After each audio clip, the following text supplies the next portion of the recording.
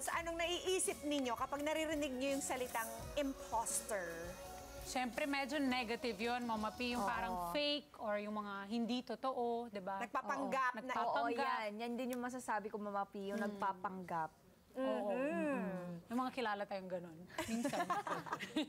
Ako pag impostor, ang naiisip ko si Inventing Anna. Yung parang nagpa-pretend na big time siya, nagpa-pretend na saksakan siya ng yaman. Yeah. Yung pala, hindi. Yung fake it until you make it. Nanggagancho lang pala siya, di ba? Kaya ko po tinanong tong dalawa kasi behavioral pattern pala yun na kung tawagin ay imposter phenomenon o imposter syndrome, where individuals doubt their accomplishments and fear being exposed as a fraud despite evidence of their competence. Kabaliktaran ni Inventing Anna. Kabaliktaran ni Inventing Anna. Ito, may karapatan pero ayaw tanggapin. Correct. Si Anna naman, wala siya nun, pero nagpa-pretend siyang meron. Yes, nag-overconfident siya doon. Ito naman, bago sa pandinig nyo, nating lahat, ang term na yan, ibig na sabihin na ang mga tao na kinoconsider ang sarili nila bilang fraud or imposter sa kabilang ng success na na-accomplish na nila sa buhay. Parang hindi nila naniniwala na deserving nila yun. Oo, tama ka siya, Ate Daika. Hindi kaya kulang lang sila sa self-confidence at tiwala sa sarili para maisip nila yon? Pwede. Diba? Yan ang gusto nating maintindihan tungkol sa topic natin ngayong Lunes na ipapaliwanag po ng nagbabalik nating bisita na si Coach Anton Reyes. Good morning, Coach! Good morning, Of course, good morning sa mga kada. Okay, ikaw muna mag-explain, Coach, kasi baka naguguluhan na sila sa dami ng mga pinagsasabi namin. Ano ba tong imposter phenomenon? So yung imposter phenomenon or imposter syndrome, persistent feeling siya na parang you're not enough, you don't belong, or parang feeling mo, fake ako dito. Parang lahat sila better than me and I don't really belong here, hindi ako sapat na nandito ako. Persistent yung word, ito pala muna, persistent feeling ng ganon, despite may success ka. Okay. So yung fake it till you make it kasi, wala pa silang success. Correct. So nagkukunwari sila. Pero yung imposter syndrome, may evidence of success. Meaning may narating ka na, may na-accomplish ka na, pero feeling mo it's still not enough. Parang it's never enough for you to belong in that space, in that position. Parang feeling mo may kulang parati sa'yo. So yung isa pang keyword dyan is persistent. Persistent kasi for normal people, let's say mababa lang yung self-confidence mo or may self-doubt ka lang. Normal yon when you're trying something new. Yes. So let's say may bagong task, may bagong position, may bagong challenge sa harap mo and wala kang experience to do it. So normally, may self-doubt ka ng konti na kaya ko kaya to? Yeah. Or feeling mo, kulang yung experience ko to do this. And then sinubukan mo na. And nagkaroon ka ng success. For most people na walang imposter syndrome, pag nagkaroon ka na ng signs of success, na parang okay naman pala, kaya ko naman pala, nawawala yung feeling of I don't belong here.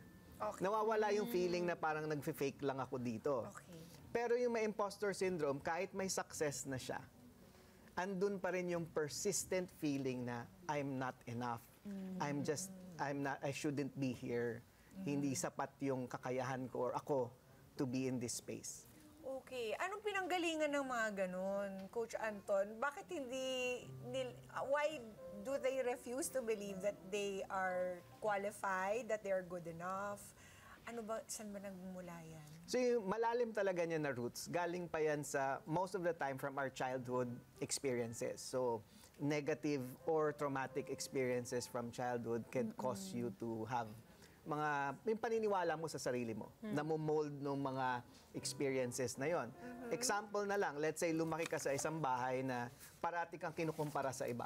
Yes. And no matter yung success mo or yung improvement mo, kinukumpara ka pa rin ang kinukumpara sa iba. Parang you're never enough for your parents. So parang nadadala na din siya na habit sa sarili mo na ikaw na din mismo magkukumpara. Ganun ba ko? Yeah, so ang nangyayari doon, parang nagsa-start siya as someone observing you na parang hindi ka enough to I am not enough. Nag-change yung talk.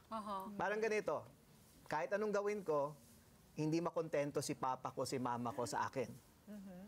Sa simula niyan, ang external pa siya, parang sabi nila hindi ako enough.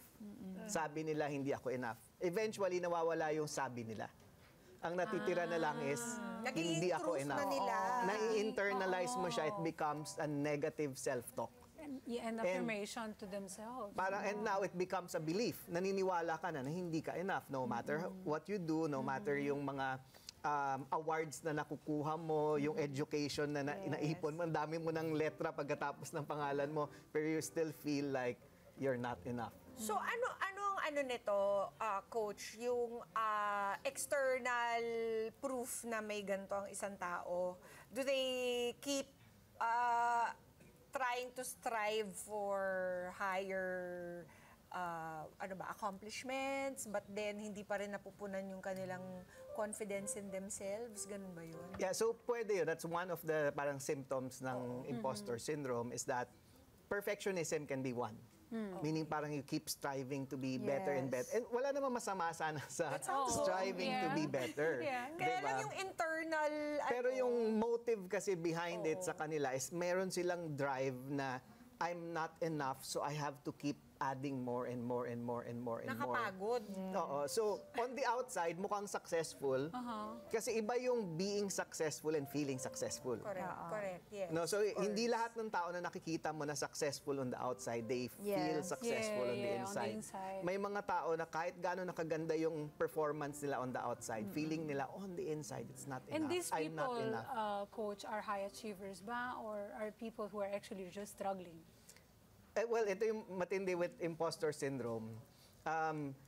Covered niya lahat. May mga tao na may imposter syndrome na Wala pang na-achieve for sa example, wala pa buhay. na-achieve, Oo. procrastinators. Kasi it's one of the pwedeng effect no, na parang dinidelay mo yung mga dapat mong gawin kasi feeling mo hindi pa ako enough. Yun, And then you have people who are highly successful. Famous people like si Maya Angelou, a poet, Albert Einstein. Yes. May mga comments sila or quotes sila na nagpapakita na they had imposter syndrome. Ano? Tom Hanks. Like si Maya What do they Angelou say? actually said na I've produced this much parang books and kasi author siya, 'di ba? Yeah. And poet. And sabi niya, baka this time makita na nila that I am a fraud. Oh, she actually said it. So parang makikita mo talaga doon na parang feeling niya it's still not enough na parang I'm just baka mahuli nila na Ang I'm sad not nun. really in this level. You said even Tom Hanks, who is like an Oscar award winner. Yeah. So diba? parang they always have that feeling na I don't belong here. I'm not as good as you guys think I am. Yun yung mga linyahan nila. So yung ano kasi diyan, yung internal expectation mo of yourself is so high. Pwede nga na na-meet mo na yung expectation ng mga tao sa paligid mo eh. Pero somehow yung expectation mo sa sarili mo is unrealistic or yung expectation mo sa position na kung nasaan ka. So for example, ang position na meron ka is to be an actor, an actress. Yung view mo of that position is so high na feeling mo you're never enough. Ganon yung nangyayari. Anong pagkakaiba nito, coach, sa lack of confidence o insecurity? Or low self-esteem low lamang. self-esteem. So ang confidence kasi is, tingnan muna natin yung confidence. Maganda yung confidence eh. Confidence is knowing ano yung kakayahan ko, Yes. and I understand na may mga pagkukulang ako. And it's okay to ask for help. Ganon yung taong may confidence. confidence, Diba? correct. So, yung taong may low self-confidence, meaning I'm not sure if what I have and what I can do is enough for this. Pero pag low self-confidence ka lang or may self-doubt ka, nawawala siya along the way. Meaning as you gain experience, you become more confident. confident. And you feel like, okay, I really belong here.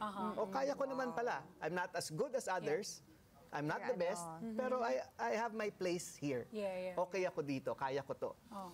Yung taong may imposter syndrome, kahit anong mangyari, kahit may Hindi na awards na mabawasan. siya, hindi talaga nawawala yung feeling na parang Not fake good ako enough. dito. No? So yun yung main difference niya with just low self-confidence. Can we resolve an issue like that? Yeah, so there are different ways of resolving yung imposter Imposter syndrome. One pala, it's not a disease. It's not a mental disorder also. So it really is more of a behavioral pattern or a mindset, a way of thinking about yourself. So may mga ways to deal with it. No? One is, first, baguhin mo yung self-talk mo. Correct. Kasi you are your greatest influencer. Yes, that's true. Yes. No one influences you more than yung sarili mo. So it doesn't matter kung lahat ng tao sa paligid mo sinasabing magaling ka. Enough ka na. You're good enough. You yourself have to believe If it. you don't believe that, and if yung negative self-talk mo, ay yung self-talk mo is ano negative. magandang self-talk dyan? Napangontra. Oo So, nga. and ito, this is something But na I I can use. teach it to ano. Kasi before we went on air, di ba? Parang sabi ko kanina, I've been struggling with this a lot also sa buhay Diba ko. nag-open up din ako? So, ko feeling ko may ganun din ako. Kasi sa akin, like my sister is a doctor, and ang daming comparisons bawal kasi mag-compare. growing up. Compare ko. Magaling ka rin So kasi. parang ang dami ko, parang feeling ko, hindi enough yung napag-aralan ko, hindi enough yung ganito, hindi. So I did struggle with that internally, like most people don't know about it. One of the things na I always remind myself is that kung saan ako tinanim ni Lord ngayon, this is where I should be, and this is where I will be blessed the most, or this is where I will grow the most. Pwede rin na this is where I will give value the most, meaning this Correct. is where you I can will bless others, the most. Correct. So, minsan kasi, pag kung saan tayo tinanim, and this is Yeah. really a helpful shift sa mindset. Parang feeling mo, you are in a forest with big trees and ikaw seed ka pa lang. Yes. Yung parang ang laki nung may big hole in the ground and ikaw napakaliit mo lang doon na tinanim tapos lahat na nasa paligid mo mga higante na ng mga Oh, correct. mga Halaman. puno at halaman diyan, 'di ba? Tapos feeling mo, sino ako to be here? 'Di ba? Sino naman makikinig sa akin? Sino naman ako na panoorin ng mga tao or pakinggan? So you have that feeling, but you have to understand na kaya ka tinanim diyan. Realistically, baka hindi mo pa naman magampanan yung buong hole in the ground na yon. But the fact lang na nakikita mo yung kakulangan, Aha. it's already a good sign na you are the right person. Yes. Kasi you see what needs, yung growth na kailangan mangyari. So understand na it's okay not to be completely ready and you're perfect And aware. to fill up Yes. all that space. You have to understand lang na nilagay ka dyan ng Diyos kasi alam niya you have the capacity to fill up that space. Correct. True. At saka, yung awareness mo is very limited compared to the awareness of God Yes. for your life. Yeah. Diba? Correct. Might be that you're just seeing like a small Right. portion of what His plan is. Eventually, marirealize mo. Diba? Yes. Kung bakit ka talaga nilagay doon. Totoo yan. Another thing lang pala about that, kasi expectations, di ba? Minsan yung expectations natin sobrang taas. Yes. Kasi we feel we have to be this to be here. Yeah. Di ba? Yeah. Para nandito ako sa posisyon na to, kailangan ganito na ako. So yung, and reality is, baka wala ka pa talaga doon. Oo. There are certain responsibilities, challenges dyan na alam mo hindi mo pa kaya. And that's okay. Just understand na you have been placed here and you are enough to take the next step. Hindi mo man kaya yung 10th, 100th step True, doon. true. Pero yung next step lang from where you are, you are enough and you are capable and you have been planted there kasi kaya mo to take You're that equipped next to- step. yeah. You're equipped already, you are enough Yep. to tackle that next thing in front of you. So hindi mo kailangan maging ready for the challenge 100 down the line. Pero Coach, dapat ba tinataka lang natin yung challenges that we feel we're comfortable to take on at the moment? Kasi marami din mga tasks that seem challenging, but should we push ourselves to do it? Or yung komportable lang Yun. So, sa ngayon? most of the time, yung imposter syndrome, nagpa-pop up siya when you step out of your comfort zone. Yes. Hindi talaga siya nagpa-pop up pag relax, doing the things that you've been Sabagay, doing. oo. Nagpa-pop up talaga siya kapag there's something that you need to do na labas sa comfort Yes. zone mo. So should we take it? Yes. So Yes! definitely. Ayun. Challenge. Here's something that I realized. Every time I faced one of my imposter syndromes, yung mga fears ko, which actually led me here. Takot ako humarap sa camera. As in, super. Biggest fear. Hindi ako nagre-recite sa classroom. Sa sobrang takot eh. So, anything na nasa tapat ng Amazing. camera, it's my biggest fear. Public speaking is my biggest fear. Before. So, before. So, ang Not na-realize ko, when I face yung fears ko, the opportunities sa likod nun is so big. Yes. Every time may parang giant sa harap mo, yung opportunity sa likod nun, that's the breakthrough that Yes. we've been waiting for. So Totoo every time hinaharap mo yung challenge sa buhay mo na feeling mo, I'm not enough, okay lang yun. I might not be completely enough, but kasama ko naman si God, so kakayanin ko yan. And when I face that, there's an opportunity behind it that usually leads to something beautiful, something bigger, something greater for your life. Ito, Paano naman, go. V, ikaw naman. Ito, Mapi, gusto kasi minsan na-experience ko din talaga siya, yung imposter syndrome. Ano ba yung practices, coach, na masasabi mo na on the spot pwede mong gawin kung na-experience mo siya sa certain situations? Like, self-talk ba? Or may breathing exercise ka bang mabibigay, coach, para mawala yan siya kaagad? Yeah, so for me, well, personally, I always pray first. Like, okay. And I remind me then the self-talk comes. No, Yes. para I remind myself na dinala ko ni God to this place right now, hindi para pahiyain ako, but maybe for me to learn something. I might succeed, I might fail. Nalagay ko na expectations ko. I might succeed, I might fail, I don't know. But hindi ako dinala ni Lord dito just to fail in life. Meaning, mag-fail man ako dito sa task na ito, may challenges man ako na hinarap, that's okay kasi it means God wants me to learn something here. Correct. Yes. So, nire-remind mo yung sarili mo na nandito ka ngayon, you deserve to be here. Not in a prideful way, Yes. but in a humble way na all the things na ginawa ko sa buhay ko have led to this. And whatever it is in front of me, I'm not sure. Yeah. I might succeed, I might fail. It's okay. But there's something to be learned either Yes. way, diba? And then anything na nangyayari sa failures mo or sa success mo, don't put it on yourself na parang, am I worthy or not? O ganon, di ba? Parang, ang nangyayari pala with the imposter syndrome, to make it really short, is you internalize failures, you externalize success. Oo nga. So pag may Pag failure, failure, may akuin kapalpakan, mo. akuin mo. Pero pag may maganda, hindi ako, swerte wala akong lang yun. kinalaman dyan. No, or kasi buti na lang Hindi nandun dahil si sa ganon, akin. buti na lang nandyan. Hindi mo tinatanggap na meron kang contribution doon sa Yes. success na nangyari sa buhay mo. Although it's true na most of our success, may mga tao talaga na tumutulong sa atin. Yes. But you also have to be kind to yourself. And validate. Validate naman na meron ka namang inambag dyan sa success sa buhay mo. Kasi kung wala, you won't be there. Correct. Meron tayong kada squad na may katanungan para kay Coach. Ayan. Si Si Kuya Kuya Kaloy. Good morning po. Ayan, morning. Morning, Kuya Kaloy. Hi po, Coach. I have a question about imposter syndrome po. As I heard it, there's a lot of people who got this kind of problems, right? So I thought that my question is the music healing, meditation, spiritual can help that so that the people can be renewed from themselves? Is that one of the factors? So that can help? yung spiritual, yung meditation side. Yes, po. And music, list it by help, music, music? because it helps a lot by myself since before.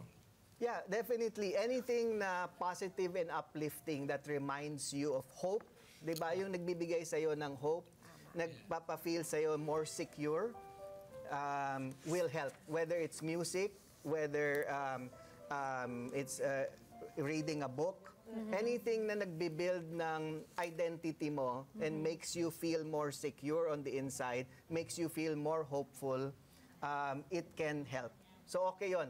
Listening to good music, you have no idea, grabe yung influence ng music sa buhay natin. So listening to the right Yes. music can also bring healing and strength on the inside. Thank you for Thank you, bringing Kuya that up. Kaloy. Salamat po. Alam mo, meron akong tanong lang kay Coach din. Kasi di ba sabi mo, Coach, may na-experience ka rin sa sarili mo na feeling mo ganun ka rin. But even me, di ba, I was opening up na sometimes when I get a compliment, iba-blame ko yan sa kung sino tumulong sa akin. Hindi lagi yung idediretso ko, itatanggap ko yun na parang, yes, I deserve this or something. How does one person recognize or diagnose themselves na, or become aware na they're actually doing that? Yeah, so yung mga symptoms, balikan natin yung symptoms ng imposter Pero syndrome. self-diagnosis, sa sarili, oo. yeah. So, one is, hirap ka tumanggap ng compliments. Oo.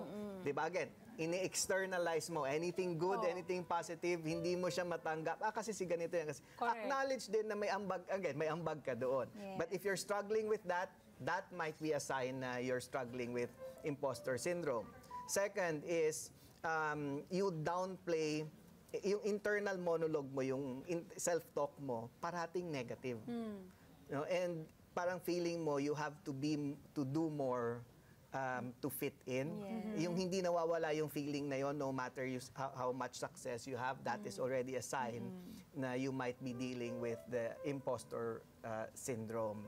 So, yung fear of parang natatakot ka mag-fail kasi feeling mo yung failure mo will expose you. Or natatakot ka magkamali.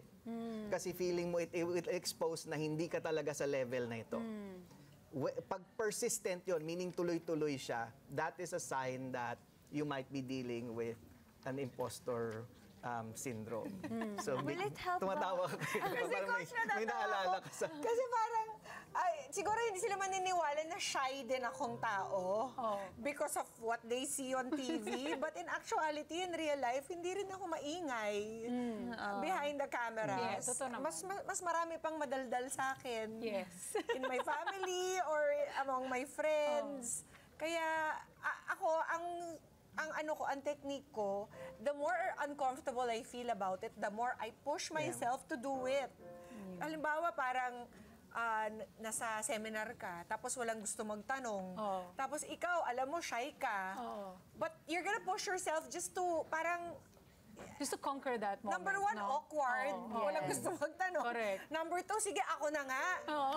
Para lang matapos. Para lang I can push myself from Yes. being in a shell. Yeah. Diba? And pwede natin ilagay yun na let's say may bagong host dito. Someone who's really new sa industry. Pag tiningnan ka nila on the outside, feeling nila, ay, hindi ako. Parang you're a tall tree or a big tree in that garden and sila maliit lang sila. Diba? And kasi they don't see the internal struggles. Correct. Kaya one of the things that's good also if you have the imposter syndrome is to talk about it with other people. Kasi na-realize mo, like yung mga heroes mo, pagkausap mo sila, biglang, ay, ganun din pala yung pinagdadaanan. And then it encourages you na hindi ako kailangan ma-paralyze because of itong nararamdaman ko. So talking about it with others, being open, being authentic in the sense na nandito ako pero sa totoo lang, I don't really feel na I'm enough to... How refreshing. And How when- refreshing to Diba? hear people acknowledge this. Katulad nga, like yung sinishare mo ngayon, a lot of people who are watching this, yung mga kada natin will say, ay, ganun pala, may mga ganun din pala siyang pinagdadaanan na issues. Kaya we just really have to draw our strengths from God, di ba? Yes. Kasi our abilities are limited, but His is unlimited. Yes. Kaya Coach, maraming salamat Thank you, for Coach. explaining all this. Baka meron pa kayong mga karagdagang katanungan. Uy, yes po. Yes, Meron? Kuya Sige Ferds. po. Kuya Would you like to ask something? Parang dami yata nakaka-relate sa Ako topic nabiting nga natin ako today. Parang gusto mo more time pa sana, Coach Anton. Nabiting nga ako dito eh. Ay. Kasi yung Ano, tanong, ba't wala tayong microphone? Okay, Kuya Ferd, sige po, marinig na lang namin. Marinig naman natin. Ulitin ko na lang po yung katanungan nyo. It is our first time we heard about this topic. Ang tanong namin, isa po ba ito sa channel leading to depression? Depression. that's a good Will it question. lead daw to depression? Yun ang tanong ni Kuya Ferd. Yeah, Thank you magandang po. question yun. Kasi it can lead to depression. Kasi pag ganun yung negative self-talk mo sa loob mo, di ba, negatibo yung pagkausap mo sa sarili mo, it's always negative. It can lead to anxiety, worry, and those two things, worry and anxiety, pag hindi mo siya na-manage, it can lead to depression. No, so thank you for bringing that up kasi important na malaman ng mga tao na hindi ito something na isasantabi mo lang. True. 'Di ba? This is you have to improve how you talk to yourself. Imposter syndrome is a relationship problem. A relationship problem with yourself. 'Di ba? Masyadong negative, masyadong mataas yung standard mo sa sarili mo. And whenever you improve, hindi mo ina-acknowledge. Can you imagine if you're in a relationship and puro negative lang yung sinasabi sa'yo? Pag may nagagawa ka mabuti, hindi ka pinupuri. Pag may nagagawa ka mali, pinapansin. That's what we do sometimes sa sarili natin. And if that doesn't improve, it can lead to more serious things like depression. Dapat ba to everyday yung affirmations that we're good enough, that God put us here for a reason? Yeah. So it's as simple as, okay, I'm good enough to be where I am right now. I am not perfect. And that's okay. Whatever na kulang sa akin, buti na lang nandyan ang Diyos. Ay, very good. Diba? I love that. Yeah. Okay. Yan. Oh, very meron good. pa! Meron pa. May Yan, microphone na ba? Maganda Ay, meron hanap na din ang microphone. Kuya Rod, good morning po. Coach.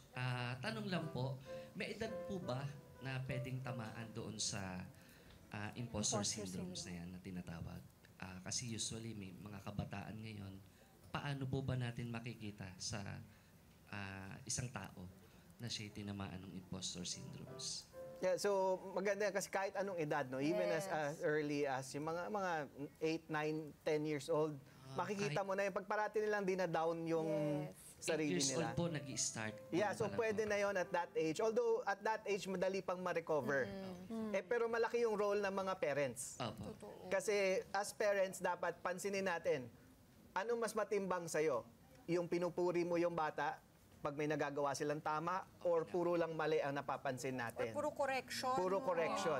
Kasi kailangan, Balanse ba? hindi lang sa balanse, Lamang. mas lamang yung pagpupuri, di ba? Na ganun. Kasi yung negative words natin have heavier emotional weight. Meaning kung sa kilo, ang negative word mo 5 kilos. Yung positive word mo 1 kilo lang yan. So kailangan mas madami yung positive words Mas natin. malaki yung impact Kasi ng sa isang negative word mo, you might need 3 to 5 positive words to counter one negative na sinasabi natin. So if in a home, ganito yung expectation natin sa kanila. So they try to meet yung expectations nila. Tinatry nila yung best. Pag nahihit nila yun, hindi sila nakakarinig ng acknowledgement. Tama. Na parang, uy, Parang- buti na lang ginawa mo to. Uy, Parang that's it's good. commonplace if you do it right. Oh, But parang if you do okay. it wrong, definitely Tapos, meron ka maririnig. Pag nagkakamali, ang bilis natin, we're quick to correct. Correct. But slow to praise and to acknowledge the good things. Yun, pagdating sa mga kids, dapat at that age, tinutulungan na natin sila to acknowledge din na meron din silang ginagawang mabuti and to acknowledge their wins and their success also. Thank you po, Thank you. Coach. Meron pa si Kuya Kaloy. May pahabol po ako. Yes po, go ahead. Kasi po, sometimes if the kids or whoever have their papuri po, and sometimes they became overconfident. And because of that, the positive papuri sa kanila, they were, so, you know, what's the Parang solution? mayabang na po. Mayabang na po. Yeah, ayaw natin sila That's yumabang. the point. Oo. So maganda lang yan na one, you always acknowledge not just them, no? Meaning yung process. Buti na lang nag-aral ka ng mabuti to get here and now you're here. You also help them acknowledge ano yung mga other people that help them get there para hindi lang lumaki yung ulo nila na parang feeling nila ako lang yung magaling dito. Yeah, that's So my it's point. important to balance that out also para pag balance nagpe-praise pinupuri natin sila, hindi lang yung mayabang tapos nagiging entitled pa sila after a while, no? Na parang kailangan purihin mo ko My entire life. sa buong buhay ko. And pag hindi ako nakatanggap ng papuri, magtatampo. No? So gusto din natin i-balance out 'yon. Kaya pag may mga mistakes din sila, we also correct them. No? And then when they do something right, we just acknowledge it. We acknowledge their effort. We acknowledge who they are also, yung effort, yung ginawa nila to get there. So you must And we train them balance. to be balanced. Yeah. No? Sa ganon. Thank you so Thank much you po. Maganda naman ang mga questions. Tanong diba? Ganda ng tanong. Buti na lang at nandito ka, Coach. Yes. Kasi Sagot. ikaw lang ang makakasagot ng mga yan. Yes, thank you for At para joining sa us. karagdagang mga kasagutan pa, pwede nyo pong ikonsulta si Coach Anton. Yes, so they can reach out to me at Anton M. Reyes sa Yeah. Facebook, sa TikTok, sa Instagram. Yon, maraming salamat, Thank you, Coach Anton. Thank you. Coach. At maraming salamat sa mga kada natin for contributing sa ating discussion. Ang pagda-doubt po ng ibang tao sa ating kakayahan tuwing tayo ay may na-accomplish sa ating buhay ay normal lang na reaksyon. Pero kung tayo ay mismo ang magdududa sa sarili nating kakayahan, ay hindi na normal yon. Yes. Sino pa ba ang magtitiwala sa ating sarili kung hindi tayo mismo, mga kada? Correct. Dahil kung tiwala po tayo sa ating kakayahan at syempre well-connected tayo kay God, walang imposible at kakayanin natin ang lahat. Let's get together. Sunday 25.